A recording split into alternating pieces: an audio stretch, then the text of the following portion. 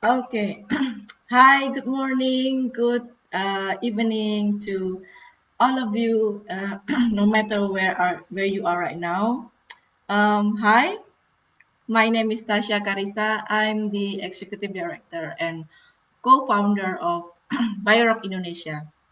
I'm currently live in Bali, and shortly I will share my story with you on how me and my team create a movement to help coastal communities in Indonesia co-creating a healthy marine ecosystem and strong community for now and generations to come.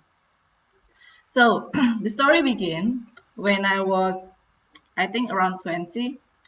I was having my first diving experience in Karimun Jawa Island, Central Java.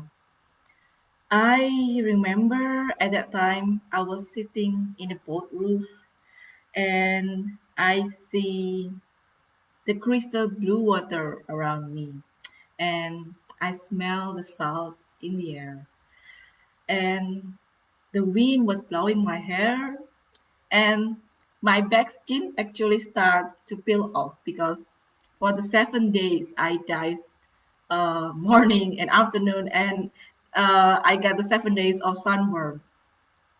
And once again, I was jumped in the water and I see colorful fishes swimming around, playing hide and seek. They hide behind this seaweed, seagrass, or corals.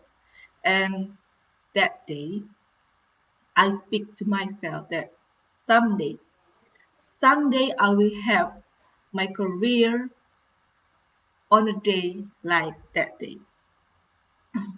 And a few months after my first diving, my friends and I were joining this workshop in North Bali, and we learned about the electricity that can stimulate corals to grow faster and healthier. And we call it the Biorock Technology. So we took the broken corals on the sand, still we swimming, diving, and we tie we tied the corals together on a metal. And when the electricity was turned on, then the magic begins.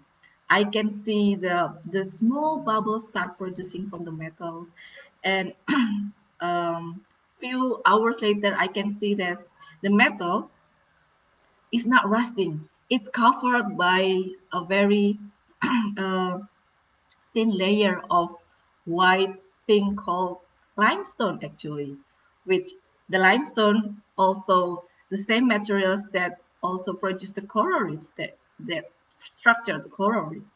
And this limestone makes the coral forms attach more firmly and it makes the coral more healthier, looks vibrant, and it's more beautiful.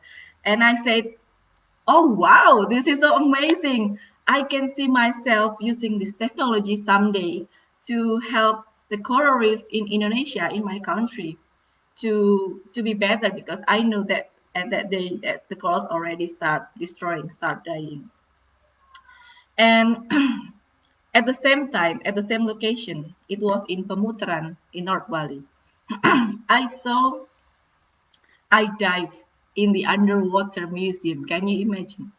It's a museum but under the water, where we can see different shapes of box or even a balls, a tunnels, but we also can see the Balinese myths creature like the god of Shiva, the goddess of Shri, sitting in a flower, a lotus-like shape, and we can see the mystical creature with the head of the elephant with the tail like the fish that they separated but also combined with the bright colored corals and the gracefully flowing sea anemones.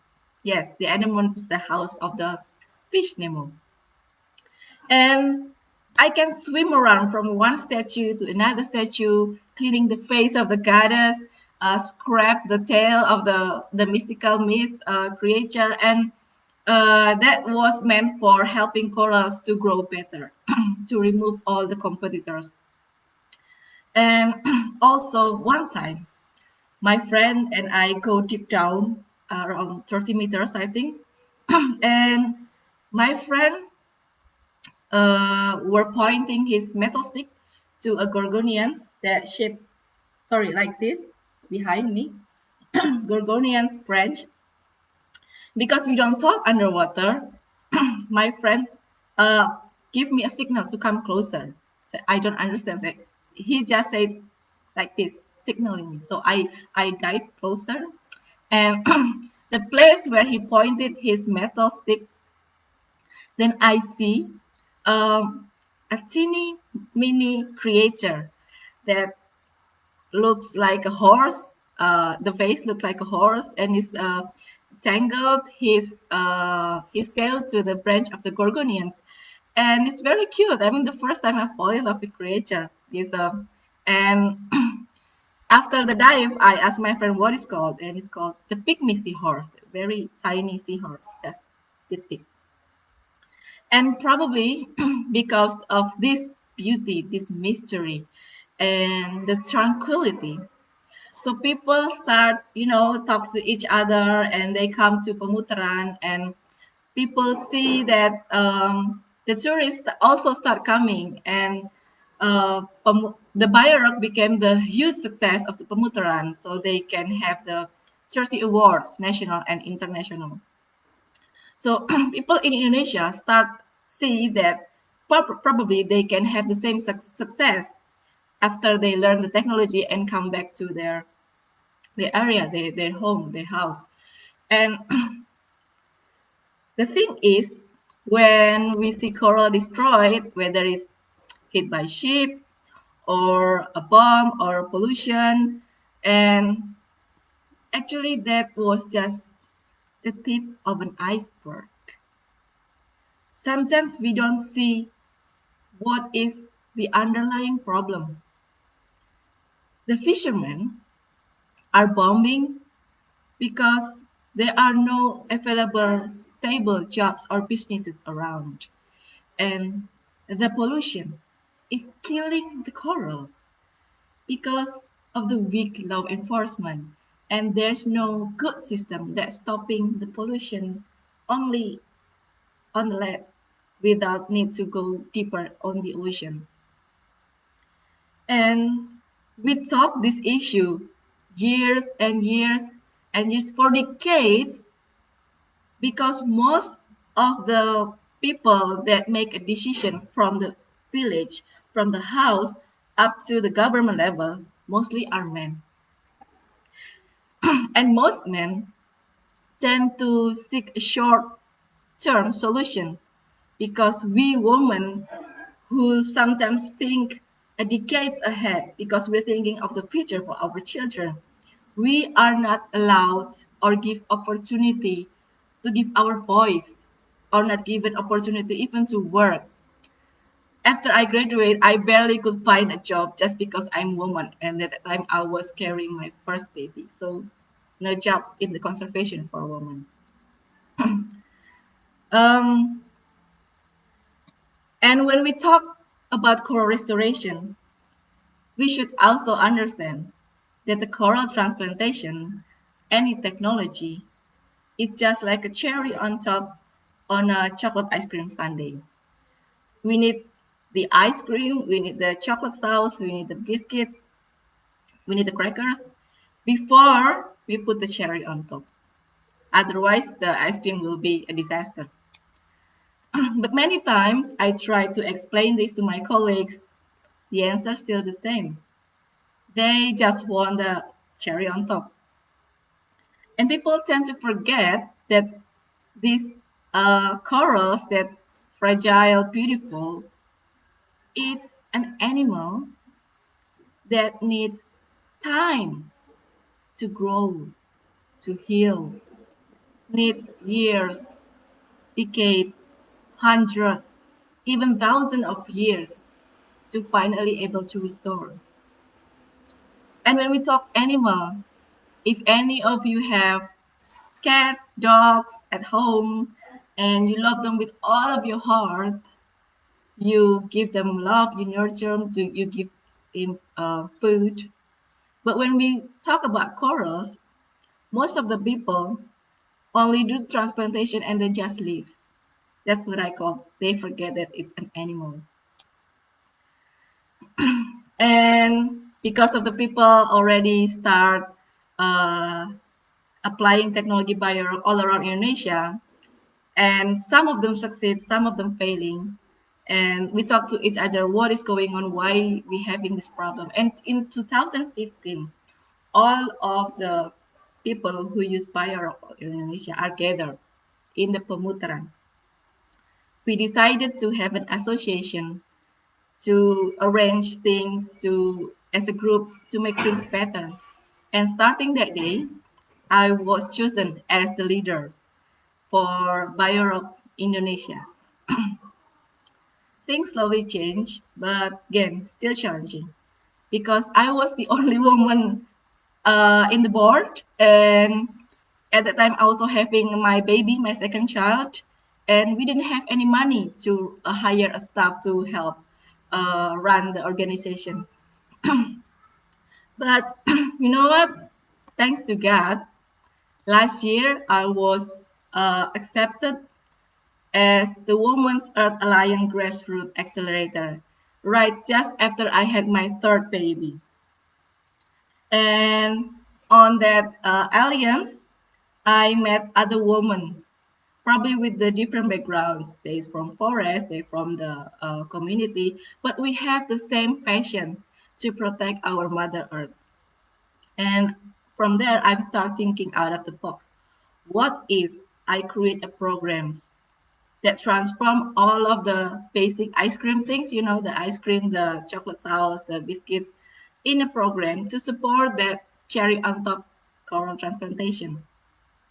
So we start to launch different programs to make sure that all of the necessary requirement settled.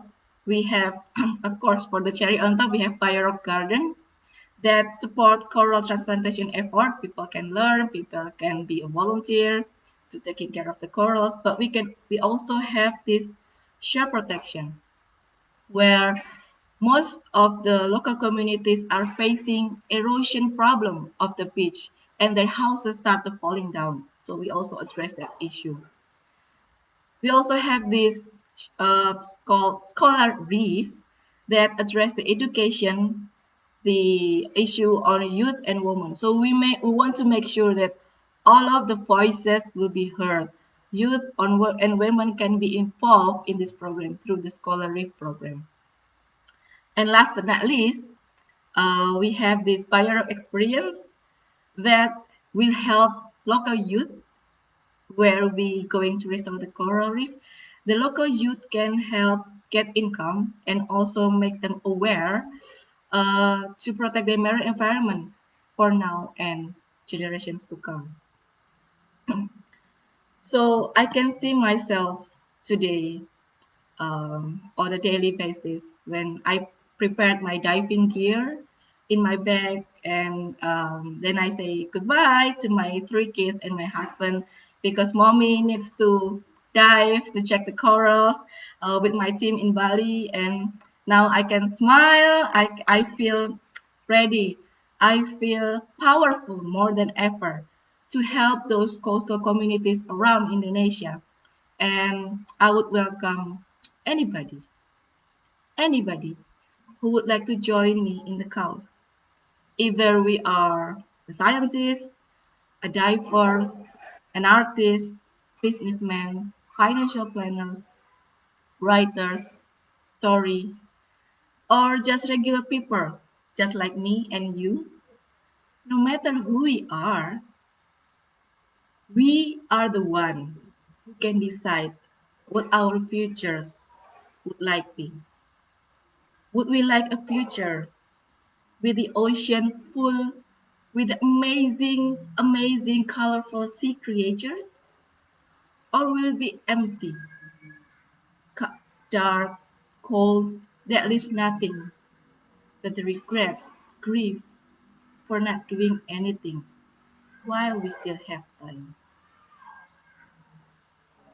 Because it's not just us. It's not just me. It's not just you. It's us for the rest. And thank you very much for listening my story. And again, good morning, good evening, and thank you for listening. Bye.